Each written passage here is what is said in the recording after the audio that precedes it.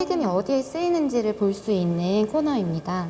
이렇게 눌러보시면 아이들이 슈퍼에 가거나 물건을 살 때 물건값에도 세금이 붙어 있다는 걸 알 수가 있습니다. 빼곡히 들어선 건물과 싱그러운 자연이 조화를 이룬 이곳은 우리나라 첫 특별자치시이자 17번째 광역자치단체로 출범한 세종특별자치시입니다. 여러분, 제가 지금 어디에 왔냐면요. 행정중심 복합도시 세종입니다. 이 세종에서 일명 배움의 미학을 느껴보려고 하는데요. 함께 배워보고 싶다고요? 그럼 저만 따라오세요. 헌법상 국민의 4대 의무라고 하면 국방, 근로, 교육, 그리고 납세의 의무가 있는데요. 그중에서 오늘은 나라 살림의 원천이 되는 세금에 대해 알아보기 위해서 국립조세박물관을 찾았습니다.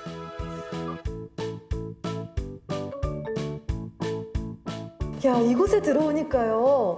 뭔가 중요한 걸 배우고 갈 수 있을 것 같은 기분이 드는데요. 세금 박물관이라면 화폐나 동전 이런 것들이 보일 것 같은데 역사적인 자료가 많네요.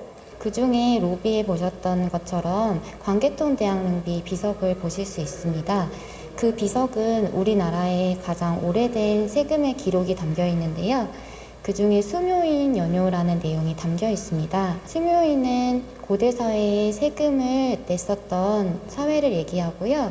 국민들이 세금을 균등하게 냈다는 것을 보여주는 유물입니다. 조세박물관은 세금에 대한 올바른 이해와 인식 개선을 위해 지난 2002년에 설립됐는데요. 조세제도의 변천과 시대별 조세제도 등을 살펴볼 수 있습니다. 세금이 언제 어떻게 시작돼서 흘러왔는지 그 역사가 참 궁금해요. 세금은 신석기 시대부터 시작이 되었는데요. 이 당시에는 반리를 해서 그 반리를 한 수확량으로 세금을 냈고요. 그 이후에는 조용조라는 제도로 세금을 걷어들였는데 사람들이 공정하고 공평하게 세금을 내기 위해서 조용조라는 제도를 시행했습니다. 조영조요? 그게 뭐예요? 토지의 면적에 따라서 세금을 정확히 걷기 위한 제도이기도 했고요. 국가에 노동력을 해서 세금을 걷어들이기도 했었고 지역 특산물로 세금을 걷어들였습니다. 이 제도로 다양한 제도가 생기고 지금의 세금으로 발전하였습니다. 세금과 관련된 각종 도서와 유물이 전시되어 있는 박물관에는 세금 체험 코너와 세금 교실, 영상실 등의 시설이 갖춰져 있는데요. 연령별 교육 프로그램을 통해 세금에 대한 인식 개선은 물론 세금의 중요성까지 배울 수 있습니다. 네, 이곳은 세금의 종류와 쓰임새에 대해서 알 수 있는 체험 코너인데요. 요거는 실제로 이렇게 아이들이 눌러보면서 세금이 어디에 쓰이는지를 볼 수 있는 코너입니다. 이렇게 눌러보시면 아이들이 슈퍼에 가거나 물건을 살 때 물건값에도 세금이 붙어 있다는 걸 알 수가 있습니다. 그래서 물건에 붙는 부가가치세가 이렇게 불이 활짝 켜진 거네요. 네, 물건값에는 약 10%의 부가가치세가 포함되어 있기 때문에 물건을 사고 계산하고 난 뒤에 세금이 붙어 있다는 것을 볼 수가 있습니다. 대한민국 국민이라면 누구나 지켜야 할 납세 의무를 관리, 감독하는 곳이 있죠. 바로 국세청인데요. 정해진 세금을 부과하고 징수하며 국가 재원 조달의 역할을 수행하고 있습니다. 국세청은 국민들이 낸 세금을 세법에 따라서 부과하고 징수하는 국가기관입니다. 국민들이 납세 의무를 잘 수행할 수 있도록 납세 신고 안내와 그리고 세무상담 등의 업무를 수행하고 계십니다. 뿐만 아니라 빠르게 변하는 IT 시대에 발맞춰 국세청도 한층 더 편리한 국세행정 서비스를 위해 힘쓰고 있다고 하는데요.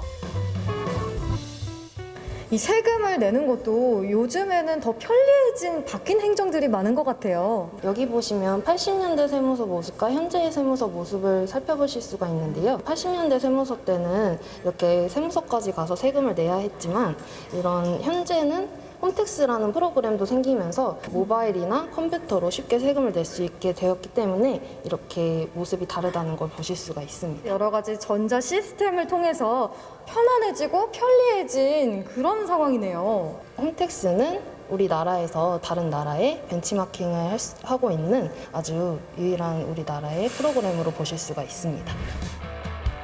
세종형 기록자치 실현과 주민자치 활성화를 위해 지난 2019년 세종시 연동면에 마을기록 문화관이 개관됐습니다. 안녕하세요. 야, 많은 곳들을 가봤지만 네. 마을 기록 문화관은 좀 생소한데요. 세종 지금 시정 3기 핵심 비전이 시민주권 특별자치시 세종인데요. 시민들 스스로 마을의 일을 계획하고 또 실행하고 또 결정하고 할 수 있도록 시의 권한과 역할을 시민과 함께 공유하는 게 핵심이라고 생각하는데 저희가 정부에 이 주민자치 기록 사업을 제안하게 되었고 이 공간을 조성하게 되었습니다. 마을기록문화관은 옛 연동면 복원지소를 리모델링했는데요.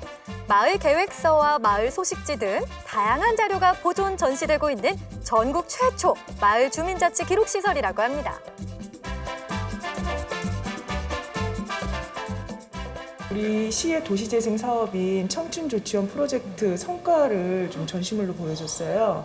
근데 우리 청춘조치원 프로젝트는 우리 시의 조치원읍을 2025년까지 경제 중심 축으로 세종시의 경제 중심 축으로 만들겠다는 사업인데 이거는 관이 주도한 게 아닌 민간이 주도한 민의 주도로 이루어졌다는 점에서 높이 평가를 받고 있고 주민들이 어떻게 활동을 했는지에 대한 성과를 기록으로 좀 전시를 해놨습니다. 마을의 과거부터 현재, 미래까지 이곳에서 다 담겨져 있다고 보면 되겠네요. 기록을 바탕으로 미래를 설계할 수 있는 게 기록의 가장 큰 힘이라고 생각하거든요.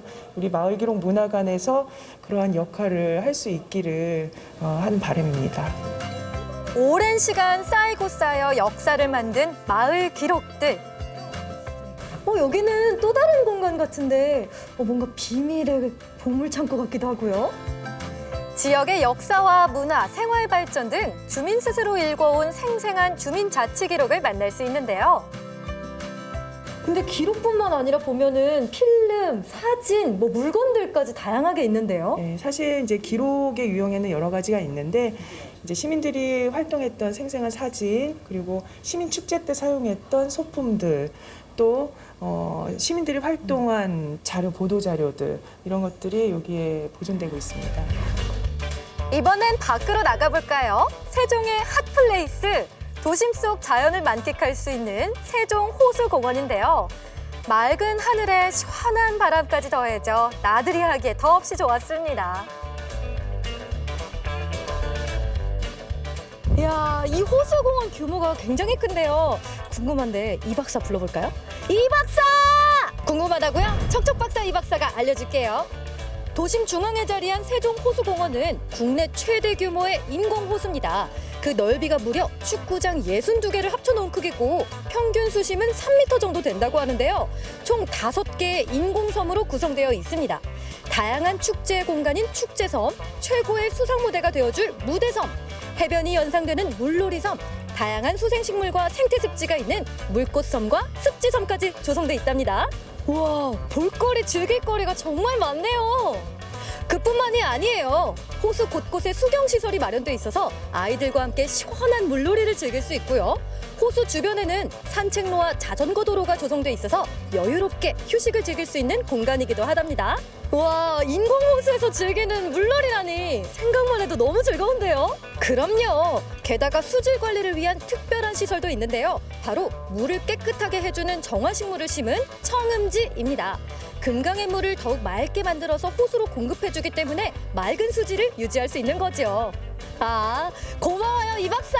천만의 말씀 만만의 콩떡. 전월산과 어우러지는 세종 호수공원은 마치 한 폭의 그림과 같은데요. 더위를 식혀줄 시원한 바람 따라 평화로운 시간을 즐겨봅니다. 오늘 이렇게 세종에서 세금과 기록에 관해 배워보고 도심 속에서 아름다운 자연과 휴식도 해봤는데요. 여러분, 이 여행을 통해서 배움과 행복 둘 다 느껴보고 싶다면 세종으로 놀러오세요.